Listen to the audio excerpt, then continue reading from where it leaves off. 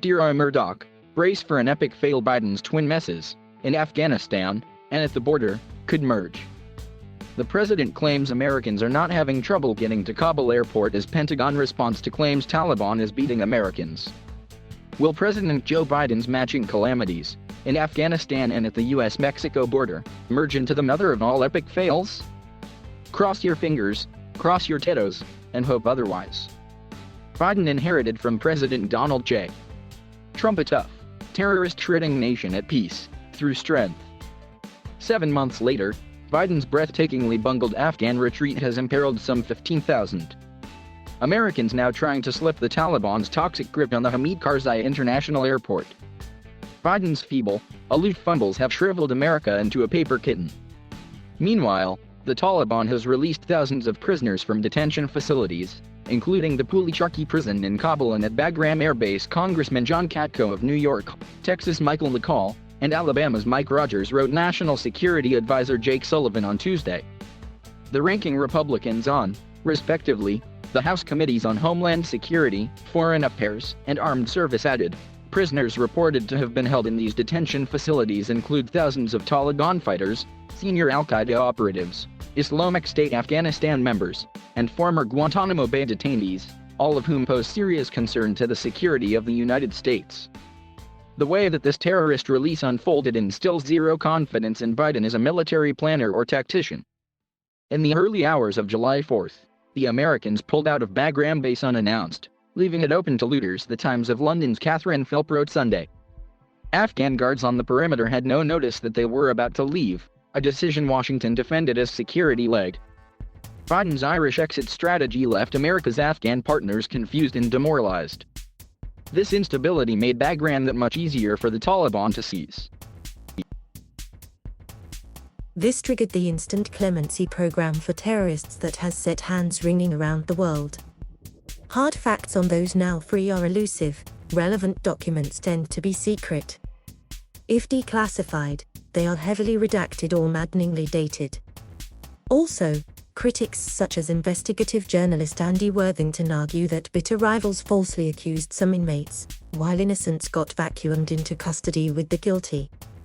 Still, available details about these just liberated terrorists and suspects should keep Americans sleepless in Seattle and beyond. Mohammed Amin al-Bakri is a Yemeni captured in Thailand. A U.S. detainee review board urged his incarceration as an enduring security threat. Abu Ikhlas al-Masri of Egypt was al-Qaeda's operations chief for Quna province, the Long War Journal reports. Ghulam Rabbani Abu Bakr, according to the UK's Birmingham Post, led the al-Qaeda-tied Hizb Islami Gulbuddin and is believed to have been behind a series of car bombings in Kabul. Iraq Hamidullahi, a Russian Tatar Muslim, practiced jihad in Chechnya before allegedly supporting multiple attacks in Afghanistan that injured and killed American GIs. Abdul Jabbar, for the state of the Taliban, is the Islamic movement of Uzbekistan's deputy commander Kunduz province. Faisal Karim allegedly helped kidnap and behead the Wall Street Journal's Daniel Pearl. Haji Pasha Waza reportedly laundered millions of dollars, pro bono al-Qaeda. British Army Gurkhas caught Malang Safar after he tried to ram them with a truck. This chief of operations for an Islamo-fascist terror group is suspected of masterminding a bus bomb attack that murdered 4 German soldiers. These could be distant distractions, notwithstanding that al-Qaeda hatched and nurtured September 11th conspiracy while guests of the Taliban. But the now freed boys of Bagram are a clear and present danger to America. Thanks to the president's other mega catastrophe, Biden has transformed Trump's largely controlled southern frontier into an immigration superhighway. Illegal aliens are racing through gaps in the wall whose construction Biden ordered stopped on day 1 of his tenure. Things have rocketed downhill since. Last month, Customs and Border Protection encountered 212,672 illegal aliens at the southwest boundary, a 21-year high, up 419.6% versus July 2020.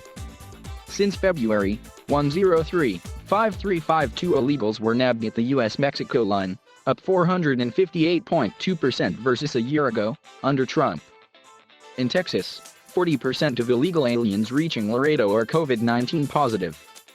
Dr. Yvonne Lopez reports that 80% of COVID patients at her McAllen Medical Center are illegals. CBP officers have been shot at from Mexico in 4 separate incidents since August 6, 2 each near El Paso and San Diego. Afghanistan's freshly sprung jihadists likely are prowling Priceline for cheap flights to Ciudad Juarez, Mexicali, and Nuevo Laredo.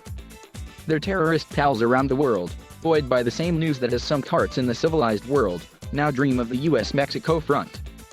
With nearly 200,000 illegals cha-cha-cha-ing into America every month since March, why not race to the Rio Grande and join the conga line? And, if they can slaughter infidels to boot, then, indeed, Allah is merciful.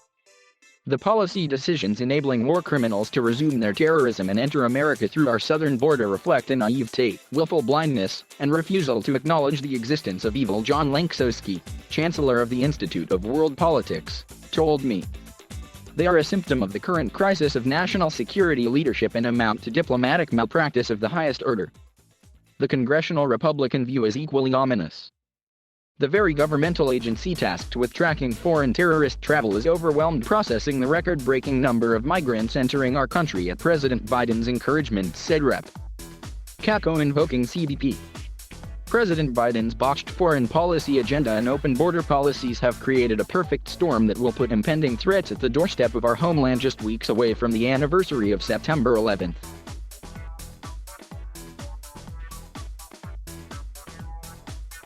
Thank you for watching.